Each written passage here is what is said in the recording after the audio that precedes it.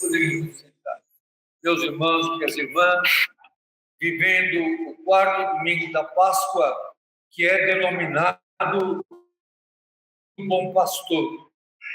Falar de pastoreio numa realidade urbana é um tanto difícil, porque nós não vemos aqui na realidade urbana essa situação do pastoreio, mas era uma concepção muito real do tempo de Jesus e também é uma concepção teológica. Deus como pastor. Jesus se chama de o belo pastor, o bom pastor. Isso é conflitivo, porque se tem um bom pastor, é porque tem um pastor que não é muito bom. Nós vivemos hoje, principalmente na realidade urbana, muitas tensões, muitos conflitos, muitos desafios. Hoje, todos nós e todos que têm acesso às redes digitais recebem muitas informações. Muitos estão em bolhas. Eu só sei o que está na bolha onde eu me situo. Tem coisas que alguns percebem, outros não, porque a política das próprias plataformas e das redes digitais entrega, não entrega, vai para um, vai para outro. E nós vivemos uma realidade extremamente complexa. E aí vem a pergunta que fizeram para Pedro. A pergunta que fizeram: o que devemos fazer? Muita gente se pergunta hoje isso. O que devemos fazer? E o Pedro respondeu para as pessoas naquele tempo: convertei-vos. Nós muitas vezes pensamos que conversão é mudar de religião. Eu me converti para o budismo, eu me converti para o islamismo, eu me converti para o cristianismo. A pessoa pode se converter de religião e não muda a maneira de pensar. Nós sabemos que a conversão é mudar a maneira de pensar. Mas por que eu tenho que mudar a maneira de pensar?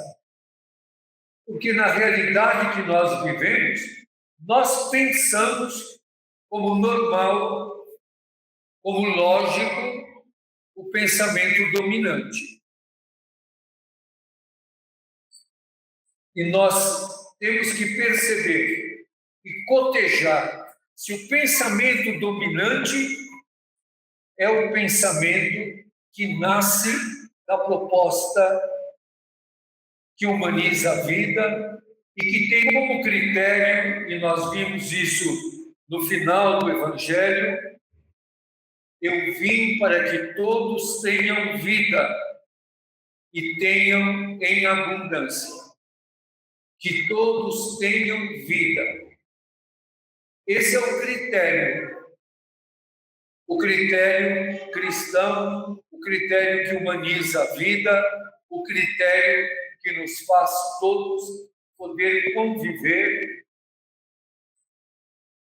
sem que a desigualdade seja tão brutal e seja uma desigualdade que mata e que prejudica a vida. Esse é o critério da conversão. Que a vida seja para todos. Que as condições de vida sejam para todos.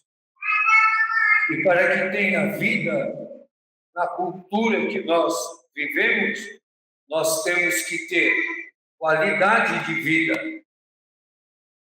Seja ela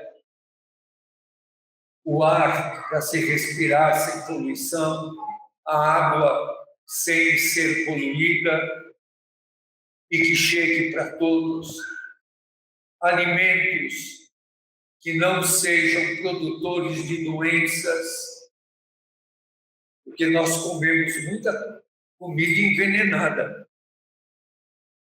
envenenada com agrotóxicos, envenenadas por interesses econômicos que vão destruindo a vida. Grande parte das doenças que nós temos são fabricadas pela forma como vivemos. Uma forma de vida estressante, uma forma de vida marcada pela solidão, pelo sofrimento, pela quantidade de remédios que causam efeitos colaterais. Quantas doenças são fabricadas? E esse sistema que nós vivemos causa uma primeira doença para todos nós, que é o sofrimento mental. Eu comentei na semana passada, no final da missa das 18 horas, veio falar comigo uma jovem da nossa comunidade que trabalha no sistema bancário. E ela estava dizendo a quantidade de profissionais do sistema bancário que estão com sofrimento mental, com distúrbio mental, com doença mental, fabricada pela forma do trabalho que é estressante, cheio de metas, cheio de pressão, que vai tirando das pessoas a alegria de viver. Nós temos visto isso também com os professores. Quantos professores, quantas professoras, e assim nas várias profissões. Essa semana, logo no começo da semana, nós fizemos uma experiência de limpeza das ruas com os irmãos de rua e com os funcionários da limpeza pública. E, ao final, todos fomos almoçar juntos.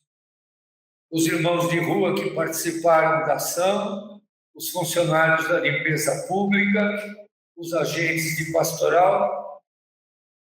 Eu fiquei impressionado com a alegria dos funcionários da limpeza pública de se sentirem visíveis, de sentarem à mesa e almoçarem, de poderem servir seus pratos e de comerem sem ter que pesar a comida e sem ter que depois passar no caixa para pagar.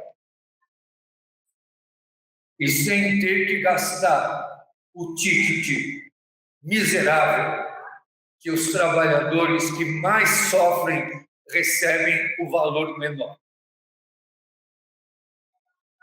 Como eles ficaram felizes de participar desta ação. E logo perguntaram, semana que vem vai ter outra vez? Vai, amanhã vai ter outra vez.